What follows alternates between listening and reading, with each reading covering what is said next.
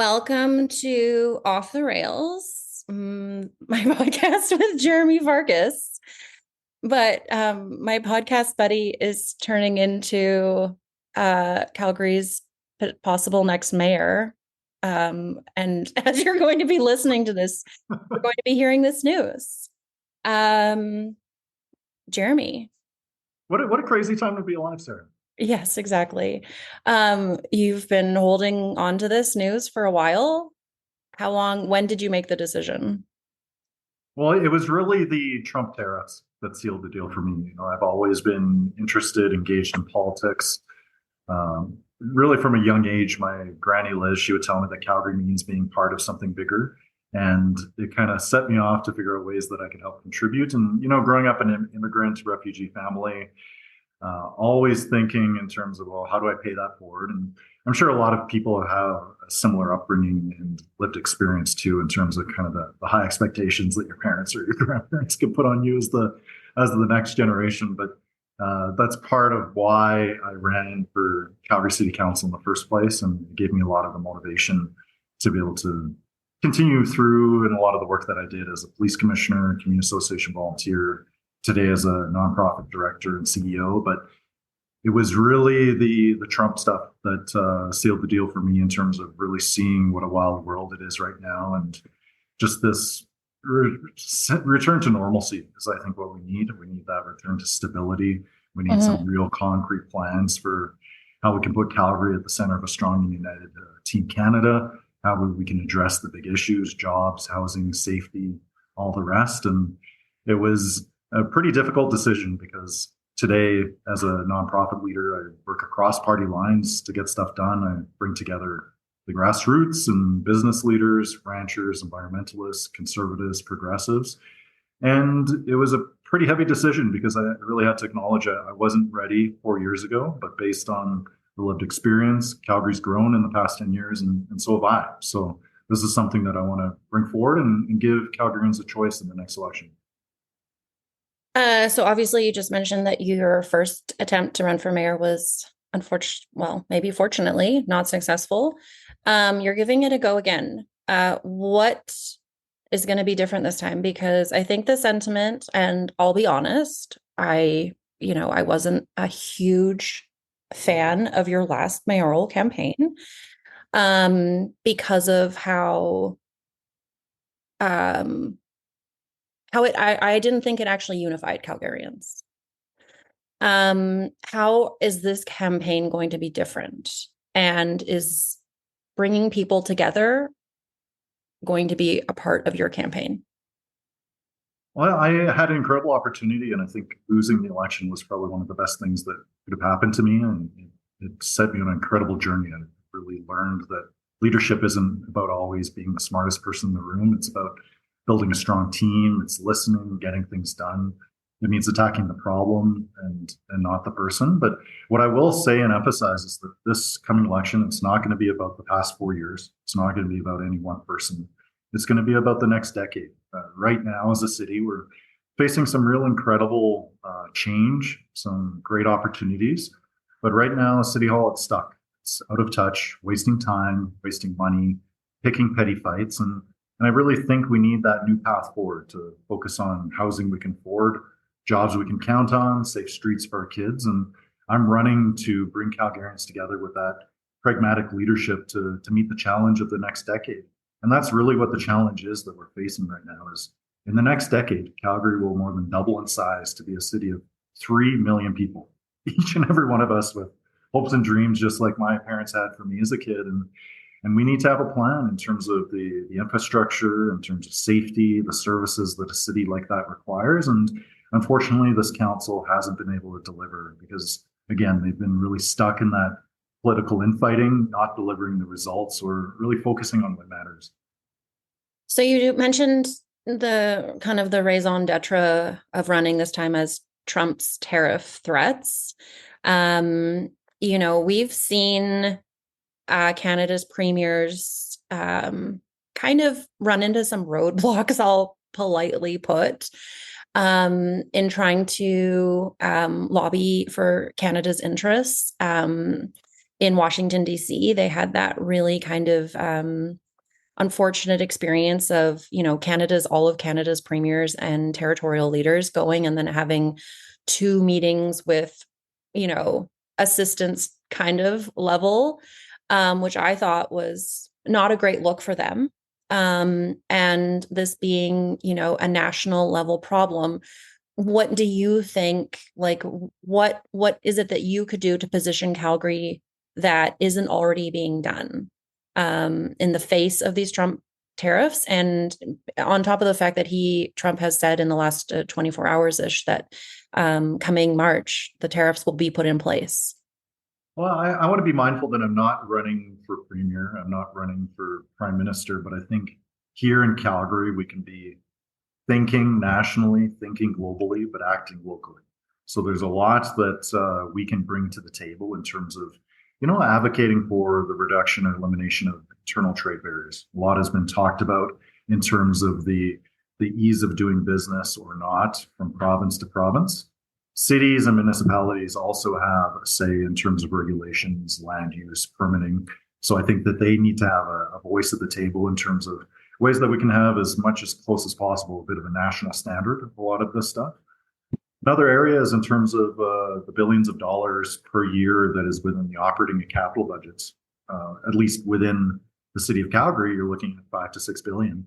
That it has procurement implications. So when we're thinking about supporting local vendors, local procurement, as well as being part of that stronger supply chain, there's a hell of a lot that the municipalities can be doing. And I really think Calgary can lead that conversation as one of the biggest cities in the country. And we can convene the other big city mayors to be able to advocate for this. And look, every province is going to have a bit of a different approach. But what we see at the urban level from these big cities is leaders at the municipal level who are can do. Ideally, they're practical, they're results driven, they're more accountable to their constituents. And there's the ability to move quicker in that ideally non-partisan political environment in a way that even if you look at the legislature or the House of Commons, that they really get bogged down with the party politics in terms of gaming it out. Is this good for the government? Is this good for the opposition? Whereas the local councillors and the mayor, they're essentially a board of directors. They can actually ask, well, what's good for the city and what's good for the country and how can we move that along? Well, and I mean, Calgary is uniquely positioned to have a role in conversations about the tariff threat because it's been reported that Calgary will actually be the second most impacted cities nationally by the tariffs. And that's a real problem for us. We're second after only St. John, New Brunswick. And then actually Windsor, Ontario comes after us. And that's because so many oil and gas companies are headquartered here. And as someone whose husband works in oil and gas, obviously this is a top concern. And I think it will be on the concerns and kind of the dinner room conversations between a lot of families around what does this mean for us and what is it going to mean? Because when people are potentially out of work in Canada's oil and gas sector, that doesn't have just local ramifications, but also national ones. And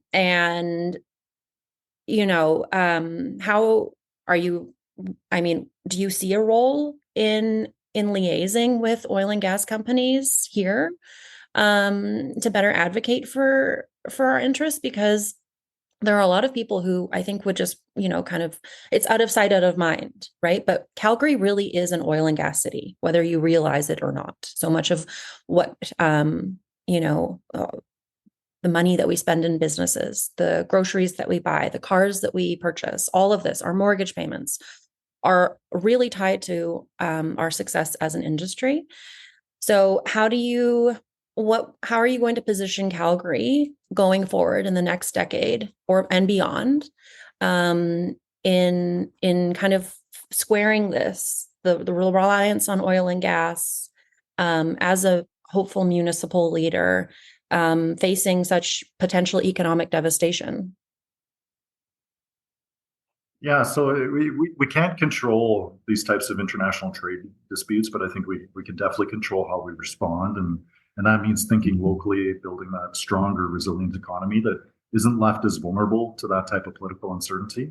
I actually back on my time on council, and this was a motion that was also approved by some of my colleagues like Mayor Nenshi and others, advocating for Canada, or rather, for advocating for Calgary's participation in that energy conversation period.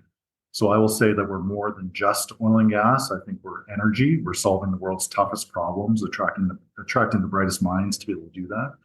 I see a lot of emerging areas in the next 10 years, things like tech, aviation, energy innovation, creative industries, the arts. And I think that we can advocate for our oil and gas sector by fighting for policy certainty. We need investment-friendly regulations, infrastructure that supports growth rather. And I will definitely work with the industry leaders to help fight for a Calgary that remains a global energy hub while fostering the type of innovation and sustainability that we need. And I'll give you just one example.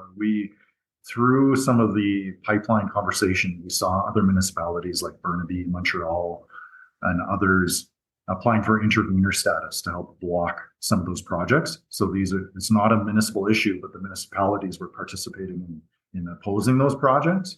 And I know that it's still the formal position of the City of Calgary corporately to actually advance and help these projects along. So I think that we are definitely needing to see our Calgary mayor and city council to be a voice at the table. Again, focusing on building from that strong energy foundation and also doing the things that we can appeal to those new jobs of the next decade and the next century. So I heard you use the word fight.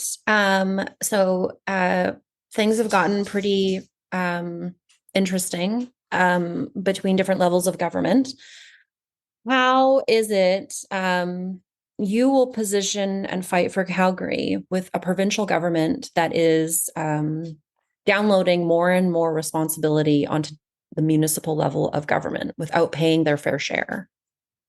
Yeah, no, I had the opportunity to be on CBC Radio and a bunch of other sort of political punditry during the election, and everyone knows I had concerns with the UCP's approach, especially as it relates to municipalities reducing their authorities, downloading costs, introducing unwanted political parties. But even with those criticisms, I've shown that I can work with them to get results, like successfully saving the Glenville Ranch from the UCP's plans to potentially flood it. And as mayor, I definitely work to collaborate where possible, but also be willing to push back when needed to be able to ensure that Calgary gets fair funding and infrastructure investments. And really, I'm at a point in my life and my career where I'll work with anybody, UCP, NDP, federal leaders, to be able to deliver for Calgary. And I think what I bring to the table is an understanding of how City Hall works so that we can get it to work for us, as well as an understanding of some of the background on this file, on these various files. I'll give you one example of ways that we could right away save money for taxpayers. It used to be that municipalities could actually borrow through the provincial borrowing authority and get really competitive interest rates. But unfortunately now the City of Calgary has had to go out and basically for private lending, issuing bonds at a rate that's higher than what the province pays. If we could just go back to the past arrangement, we'd be saving taxpayers municipally within the province of Alberta tens of millions of dollars without actually costing anybody anything. So that I think that we can be smarter in terms of the advocacy, things that we're asking for, and also pushing back, say, at the recent push to essentially defund our police through the taking away of the fine revenue. So are you saying that you want photo radar to be brought back to municipalities? Well, I'm saying I want consistency. I want stability, right? I think that you have orders. Jeromy, I think, okay, having the privilege of this not being a typical media interview, can you answer yes or no? Are you in favor of photo radar being brought back? Yes or no? Well, I want the revenue back. You want the revenue back. You don't want the photo radar itself. Well, and ideally, I as a police commissioner, I was pretty direct as far as my views on photo revenue or photo radar revenues, the fines, in that I believe that it should have been never going to general operating budgets. I think that it should always have been going to a capital fund to actually address pedestrian safety, to address safety issues within the city, rather than putting the cops in an awkward position of having to write tickets to be able to support operations. Unfortunately, the province kind of sets the the terms and the rules. But my ideal situation is the ticket fees, or rather the fines that people pay, go to a special fund to actually make our roads safer and to implement pedestrian safety improvements and actually address the capital. So this is not my perfect world, not even close to it.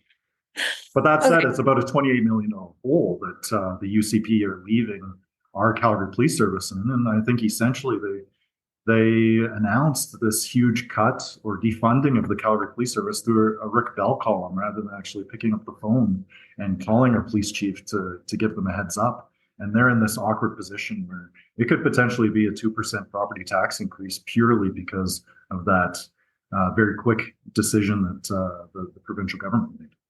I mean, personally, I want more police not sitting on the sides of the streets with a black shade on the side of their window to try and cover themselves up from sitting there for hours just popping out tickets. I want to see police on the streets, not paying for them to be in cars ticketing people. So, I think this is going to be a really good issue for you to dive into as a candidate, and I hope the other candidates do as well. Two last things.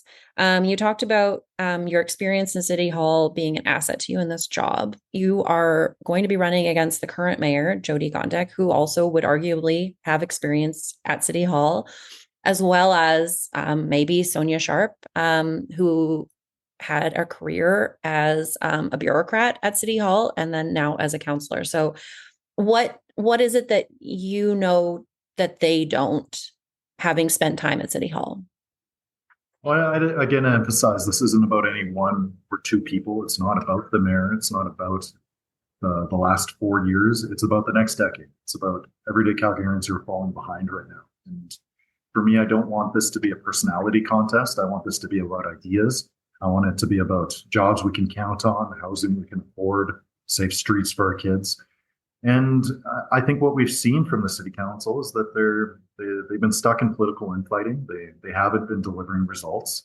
And I, as well as many other Calgarians, want to see them focusing on the stuff that matters. And I think my work in the nonprofit sector has really reinforced for me personally that it's practical solutions and not an overly ideological approach. That's what Calgary needs right now to make our city safer and more affordable.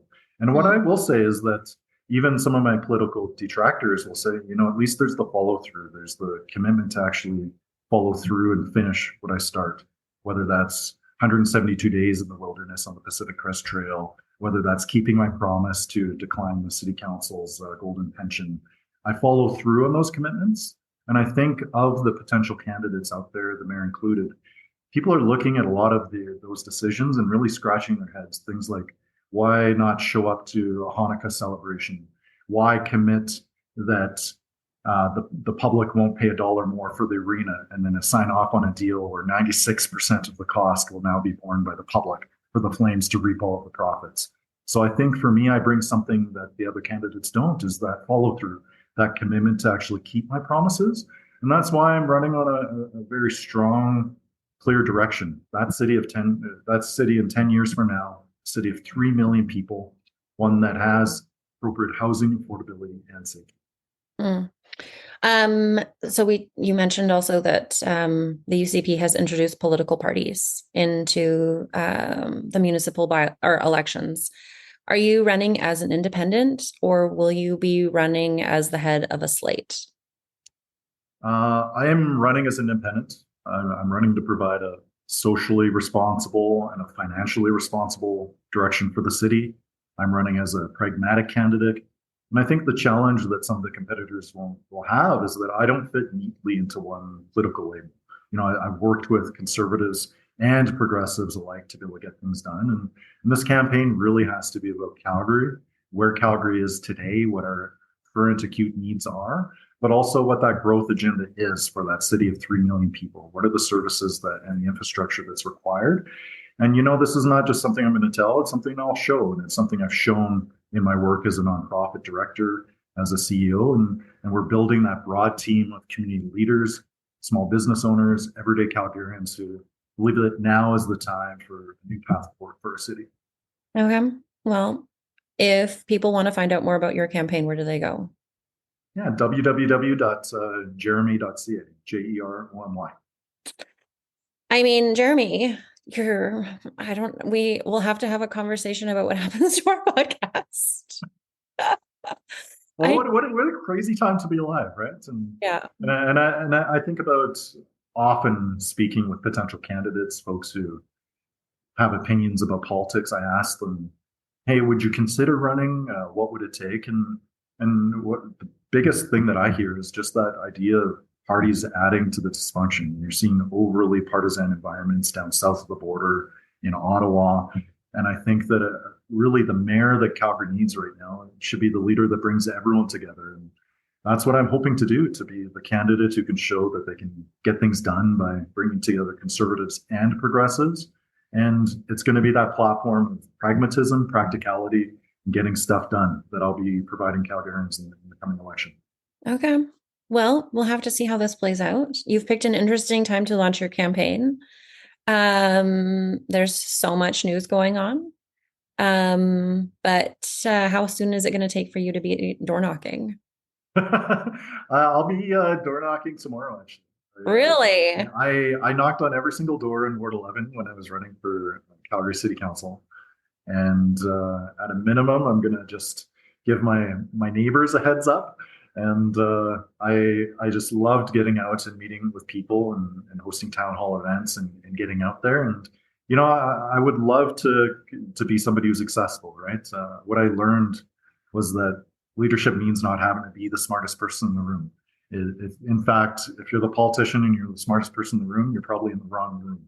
So Mm, I'm at a point in my life and my career where I just want to bring together the best of ideas, and it's going to come through listening, learning, and empowering Calgarians to have a voice in this. And that, elections are a lot of things. Politicians are sort of thinking of it from a ballot box standpoint, but it's really a community conversation about what kind of city we are. Is it one that moves forward for everyone? yeah. Is it a city that reflects our hopes and not our fears? But also a conversation about affordability, safety, transit, policing, fire response, library schedule. When does the swimming pool open? How often is garbage picked up? It's the practical stuff. It's not the argy bargy that we're seeing at the federal level or the provincial level. It's where problems can actually be solved, which is why I'm Yeah. very excited about this campaign and what our team is going to be bringing to the table. Okay. Last question, and it's an easy one.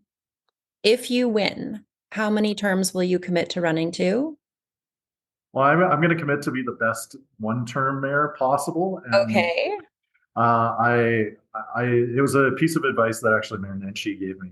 He told me, don't think too much about the next election. Think about how do you solve the problems here now, because if you think about the election, you're probably going to not do the needed things here now to be able to earn the support to be worth being reelected. Well, So that's a great way to also not answer a very specific question. I haven't made any decision. All I've decided is I'm running this in this October You're 2025 not election. going to impose a term limit on yourself if you run and Well, win? partially, like I think of, still relatively on the younger scale. Like I have a lot of things I want to do in my life. Mm-hmm. When I think of the stuff I've been able to accomplish, things that I've been able to do in the nonprofit sector, travels the world.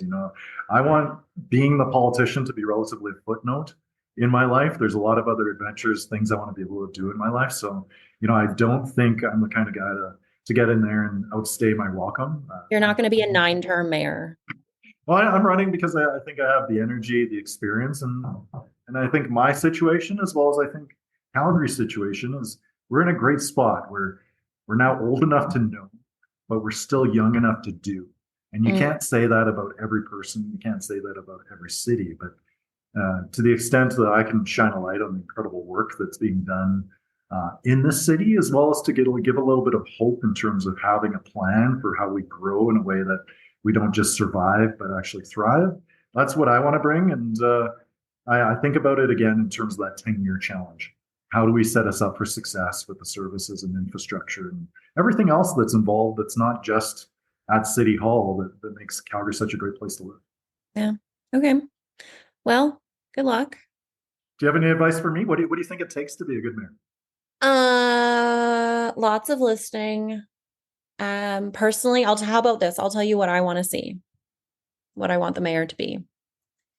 I want them to be committed to listening. I want them to listen to organizations and groups and people and special interests that they aren't only aligned with themselves, but ones that are diametrically opposed to what they would want to hear. Accessibility, to be really visible, engaged in the community, take more of a public relations kind of affairs look to the job, to be really out in the community and engaging. I think we don't see enough of the mayor generally, no matter the city, anywhere in Canada. We don't see them enough out.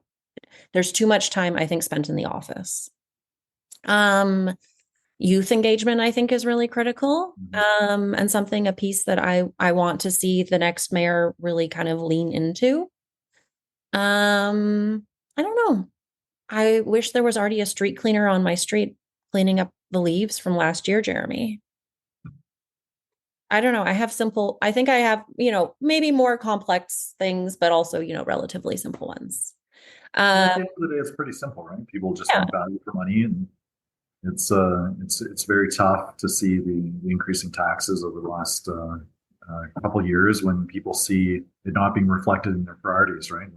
Well, yeah. I mean, you and I have talked a lot about, for example, the Inglewood pool, right? Yeah. And Calgary City Council today is discussing recreation funding.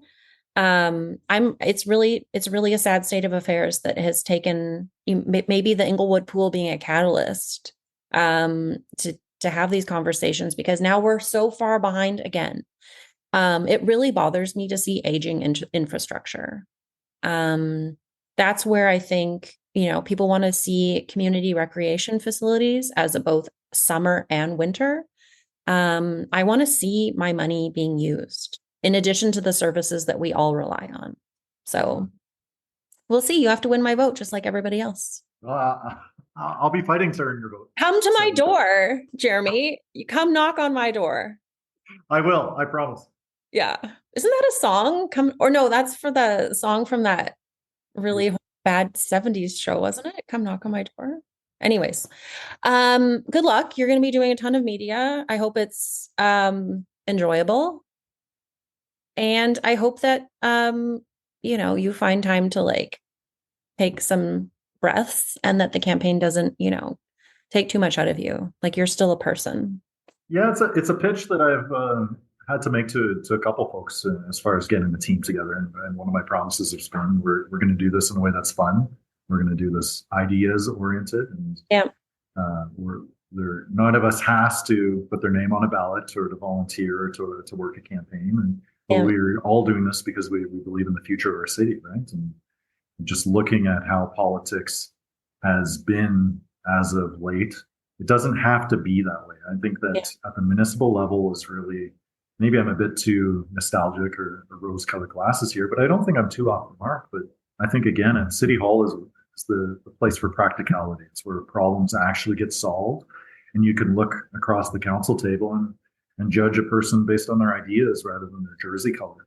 And it's going to be a pitch that we'll have to make, and the other candidates will be explaining their vision for why it should be an ultra partisan environment. But I think Calgarians, again, they're socially and financially responsible, and they're looking to see a city hall that reflects those values. Yeah. Okay. I want to know this, and this is probably no one else is going to ask this because I'm not in the room with you, but who's your campaign manager? So I've got John Larson. He's a really savvy political guy, but also really involved in the philanthropic community locally. So he knows a lot about how politics works, campaigns are run, but really good team builder, really good coach and mentor. And we have an incredible team, folks. It's about overall 300, 400 people that you need to be able to run and mount a winning campaign. You need that boiler room, the sort of the pollster, the data guru, the comms people, the website, the lit drop, the lawn sign deliveries, all the rest. And it's quite a team to be able to pull together there, but really pleased with John as well as many others who have been stepping up in a big way to help get this plane in the air into the starting line. And we're going to continue to have a little bit more rather showing rather than just telling in terms of the type of vision and the values that we'll be reflecting as far as our team goes, and just reflecting who Calgarians are today is really important for me as that mayoral candidate, as that headed this organization of the campaign. But we'll have more opportunities to kind of go into a little bit more detail as far as the who's who. Mm. Well, yeah, political junkies will want to know. Well, But the people you keep around you tells a story about what your values are, who you are. yeah, So I think that's it's an important, fair question. I think many people say, well, that's process oriented. Nobody really cares about that. But I think you can judge a person by the company they keep. And I think yeah. that's absolutely a fair Oh, question. 100%. And I think that's so important in politics because they also have an enormous amount of power in determining who you meet with, who you take money from, what you say, what you don't say, who you talk to, where you are, and not to mention setting the agenda, right? Priorities, policies, all of those things is really important. And I think that was something that you and I kind of like wanted to get into with the podcast was talking about more of that, the more of the invisible side of things. And so yeah, I hope every campaign surrounds themselves with really thoughtful, pragmatic people who want the best for Calgary. So And then not to rag too much on the parties, but that is one of the ultimate downsides is that a lot of the infrastructure, the fundraising, the capacity rests with the parties. So the yeah, parties choose the candidates. And that puts the council members or a mayor who might be elected on that slate in a very awkward position because the party pulls all the strings. They don't have personal autonomy, personal agency through that.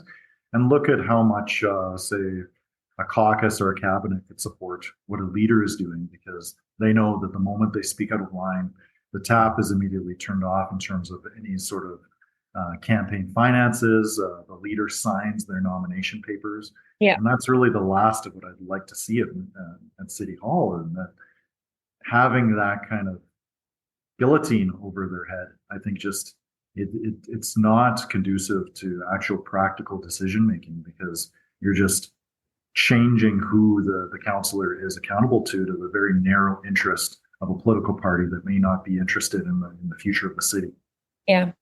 Yeah, I don't disagree. I think that the ultimate accountability should fall to the voters and not to anyone in a political organization. I think that political parties are going to do a disservice to our election. And what I'm hoping Calgarians do is, in a kind of like best case scenario, is make, you know, so that no one has a majority type position, right? That you'll still have to all work together because, then you'll actually have to work with people you might not agree with, right? And I think that because one party making having majority position, will that ultimately make the best decisions for us? I don't think so. I really don't. So Well, to close off, though, I'd say that I'm excited. I think as a city, we're facing some really great change, really great opportunity. Right now, today, City Hall might be stuck, but we have what it takes to get it unstuck, to prosper, to solve the world's toughest problems. And we need that path forward to focus on housing we can afford, jobs we can count on, safe streets for our kids. And that's what I'm running to do to bring Calgarians together with that kind of pragmatic leadership to be able to meet the challenge of the next decade. So I'll be working hard to earn your support, Sarah. I'll be knocking on your door as well as many others, and really looking forward to the conversation over the coming months here. well, and Jeromy, I your campaign slogan is it a new path forward? That's right. I hope that your campaign team finds a way to something in the style of a drinking game to see how many times you can work that into every single media opportunity you have. Challenge accepted. Yeah. Okay. Thanks, Jeromy. Well, I guess we'll see you on the campaign trail. Sounds good. Take care.